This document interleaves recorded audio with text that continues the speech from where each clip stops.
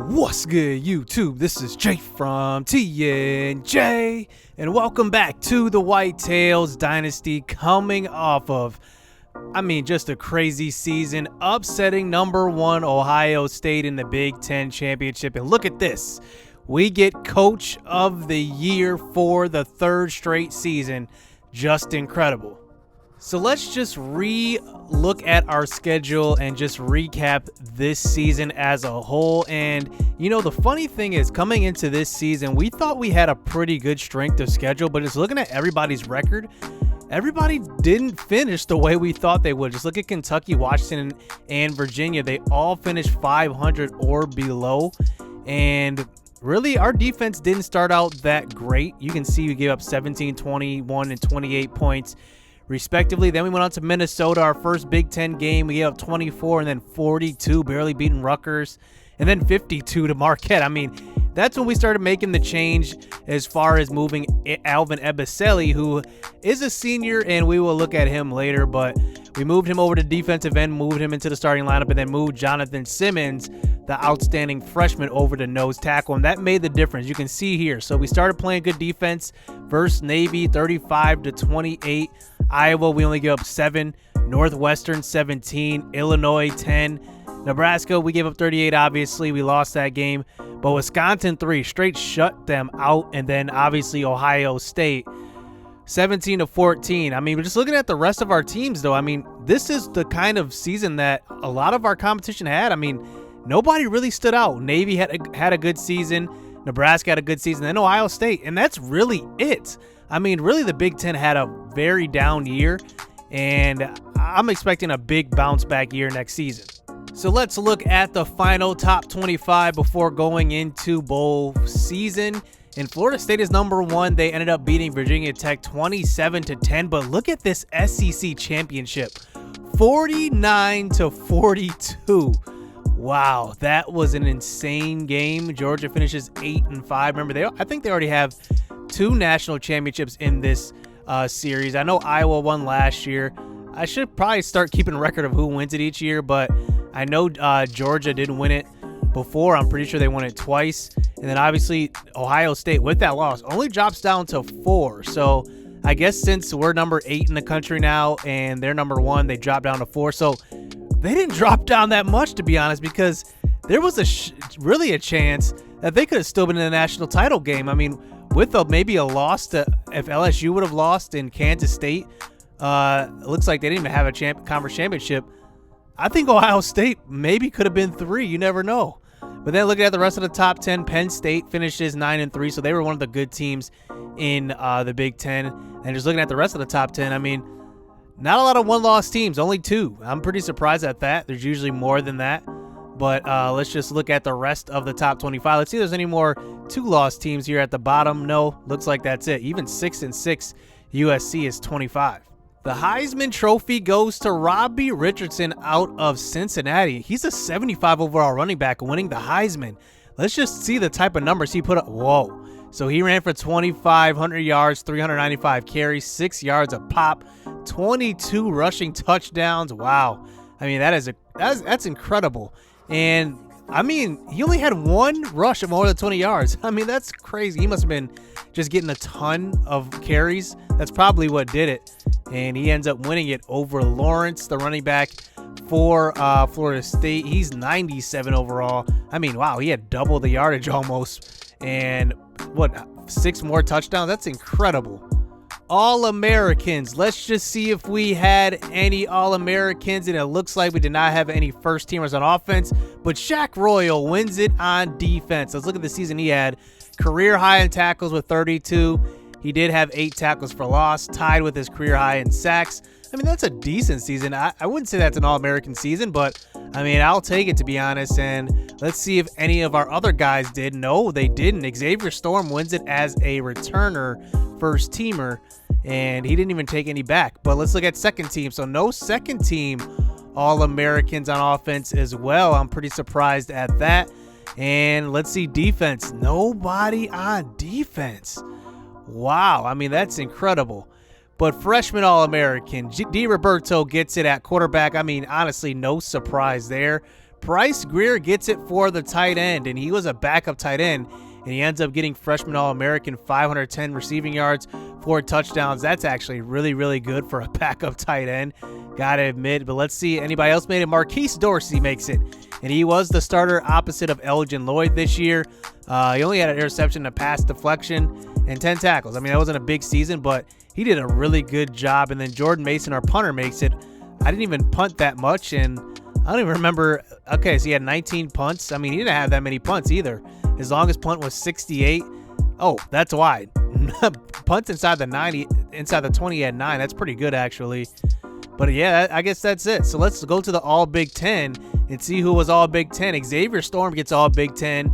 I feel like he got snubbed as far as the All-American. He had 1,100 yards, just about what he would have had last season, about what?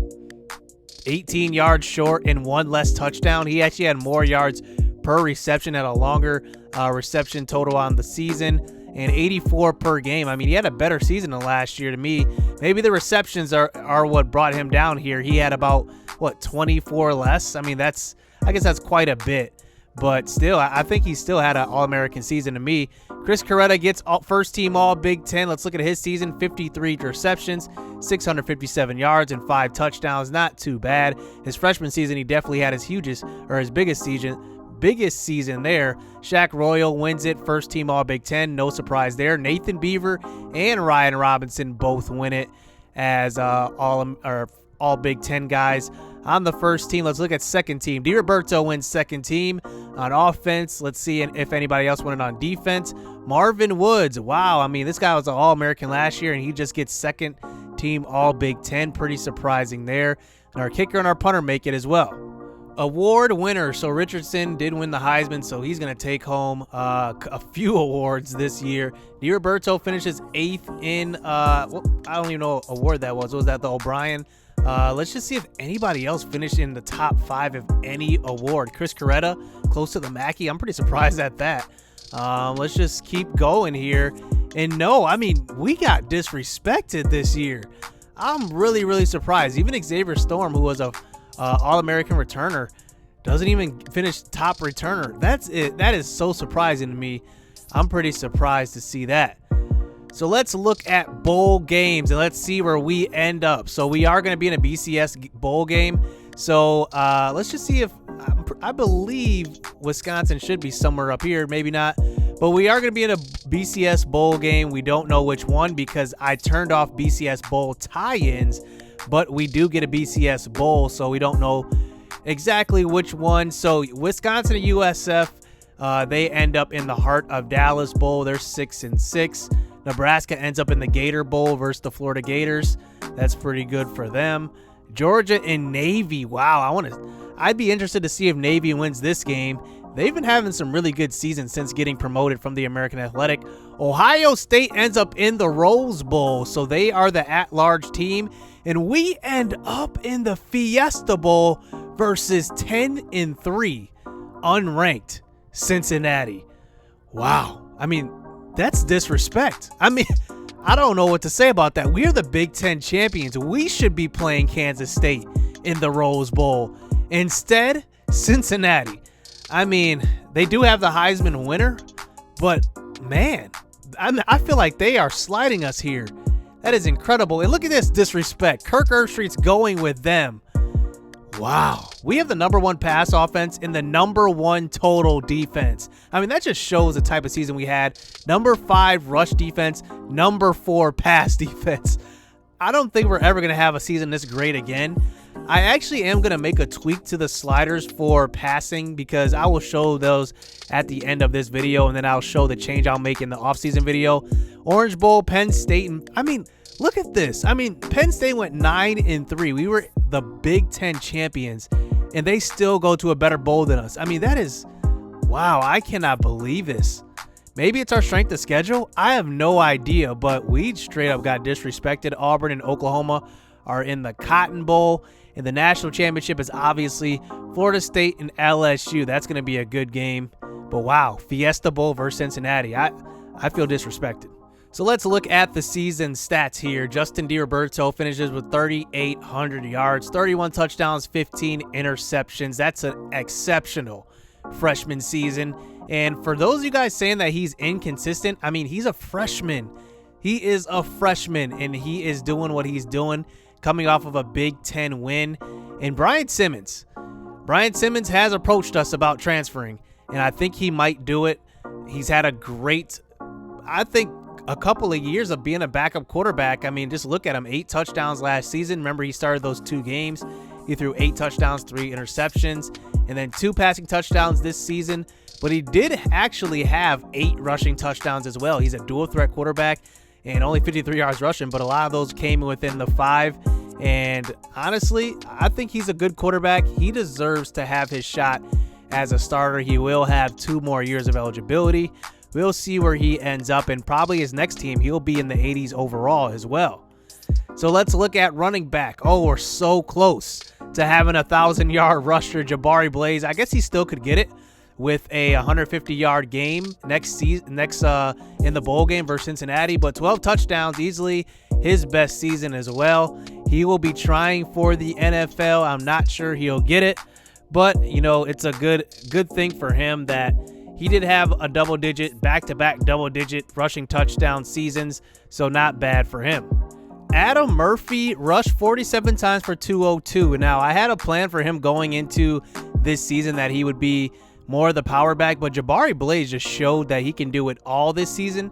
Definitely a huge leap from last year. I mean, really, we didn't even use 3 running backs like we did last year. We were depending on guys like, I don't think Bam Cameron got a carry all season long. That is crazy because I did not expect to do this going into this season. It worked out, but Bam Cameron is definitely going to play a huge role next season because Adam Murphy is going to be a senior, and he is not a pass catcher out of the backfield, so we will be depending on him. Jacoby Beck did rush the ball a little bit, got a touchdown as well. Xavier Storm, we tried some end arounds, some jet sweeps. Didn't work too well, but whatever, I guess. And then just looking at other guys who got carries, Beaver got in for, I believe, 1 quarterback sneak, and that ended up being pretty much it for him. So receiving wise, Jacoby Beck actually did lead the team in receptions. He has 871 yards to end his Whitetails career, 5 touchdowns, and we do still have 1 game left, so I guess his career isn't exactly over. But Xavier Storm, back-to-back 1,000-yard seasons. And I am excited for what he's going to do next year because I think that he's going to be taking on an even bigger role because think about it, Jacoby Beck played in the slot quite a bit. Xavier Storm is going to get a lot of targets next season because Jacoby Beck, I used both of those guys in kind of the same role. I mean, the big difference is that Xavier Storm can run routes on the outside. I mean, what's funny is that I don't even think his ratings are good as far as route running. Look at this. He's only a 67 route runner, but he just can kill it. I mean, just get open like no other. And that's the difference. Chris Coretta, like I said, was a Big Ten first-team guy. 657 yards, 5 touchdowns. He had a good year. Bryce Greer as well. He had 510 receiving yards. He's gonna be really good. He's gonna be really, really good. I can imagine a world where Xavier Storm and Bryce Greer will have both 1,000 yards next year. I'm calling it right now. I think they're gonna both be over 1,000, and I think Xavier Storm can easily top 1,500 yards. We'll see.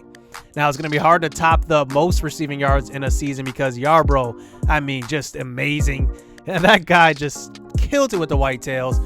But Maurice Jackson, man, he had a good season. I did not expect him to have the impact that he did, but he was getting open quite a bit from the slot. He's not a speed guy.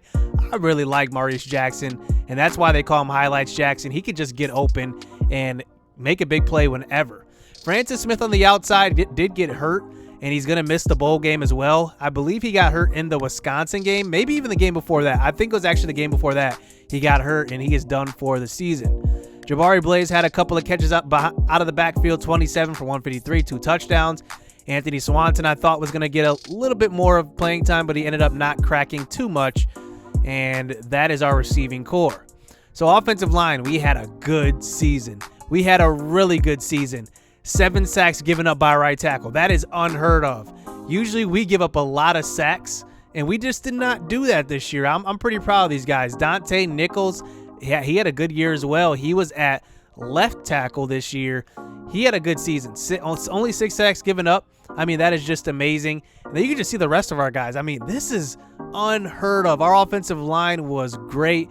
We are going to be missing 4 senior starters. Prince Price, I can't even say his name. Antoine Franklin, and I guess Jabari Blaze was a senior I was counting there. Joey Moss is a senior, and then also, I guess that's it. So I guess we're not missing that many seniors, but still missing 2 big ones on the offensive line. So let's look at defense. Defense was fun this year. We made a lot of good stops, a lot of big plays, and Marvin Woods led the way again. And he did not have the big tackle season that he's used to having. I'm not really sure why, though. Maybe it's because we had some other guys who are just getting after the ball a lot quicker this year, and maybe that's what happened. But in his senior season, 51 tackles, only 2 sacks, 13 tackles for loss. I guess I see why he wasn't an All-American again. Nathan Beaver had 2 sacks and 47 solo tackles. That's easily his best season as a safety. He's going to come back as that senior leader, and I'm looking forward to his senior season. Ryan Robinson will be missed.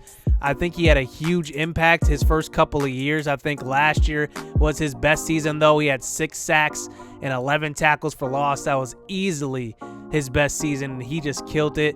And once again, in his final year, he had a good year. Very, very solid. I am going to miss Ryan Robinson. Cam Duvano is going to have to step up at safety, I think. I think he's going to be the starter going into next season. Blake Childress in his first year starting did pretty good. 34 tackles, 7 for loss. I think that may be contributing to Marvin Woods having, less tackles this year. I think Blake Childress was flying around. Also, Shaq Royal had his best season. Also, 32 tackles, 5 sacks, 8 for loss. I'm going to need some pass rush next year. And Jonathan Simmons, I don't know if he's going to play end, because if you think about it, when we moved him to nose tackle, he was making a huge difference, and I don't think I can afford to lose that production.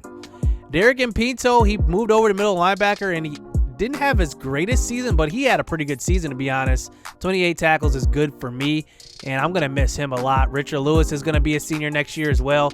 A sack. He had his tackles. His tackles were his highest in his career, 24. He was pretty good.